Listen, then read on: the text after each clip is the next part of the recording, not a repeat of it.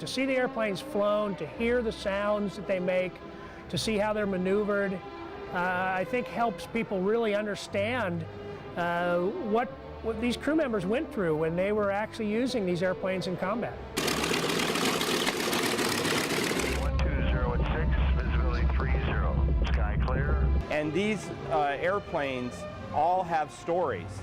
And when you see them run, it helps you connect a little bit more to the stories about the planes and the men that flew them during the war. We're going to fly a North American B25 Mitchell Bomber. The Mitchell is probably most well known for the Doolittle raid, the Tokyo raid. This was the airplane chosen by Jimmy Doolittle to make the first attack on Japan during World War II. For me, it's an honor to fly these airplanes, to demonstrate these airplanes. I'm able to connect with the veterans so much better on a much better level than if you don't fly the airplanes. And by having that connection with the veterans, we get stories from these guys that they would not talk about to anybody else. And it comes down to, if you've been there, you'll understand.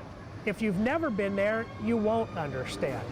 And I think that the guys know that we share a common bond in the love of these airplanes, operating these airplanes. They'll come and share stories with us that they haven't told their kids or their ground kids. The folks that are the docents here really take their time to help people share the experience. So not only do we fly the airplanes, but then you can actually talk to people that were there. And that, to me, it doesn't get any better than that, because then you kind of close the loop.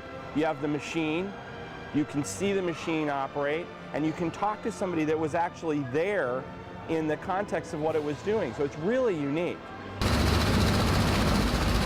I'm going to tell you, they're fun to fly. And they're fun to fly. I've just finished flying a Stearman. That airplane's as fun to fly as anything. Mustangs are fun to fly. The B-17 behind me. I mean, it's a heavy airplane, but it's an honor to fly it. And I get a big kick out of just sharing that airplane with people. If you want to see vintage airplanes and you want to see what it was like to fly in the late 30s to the early 50s, we can show you that.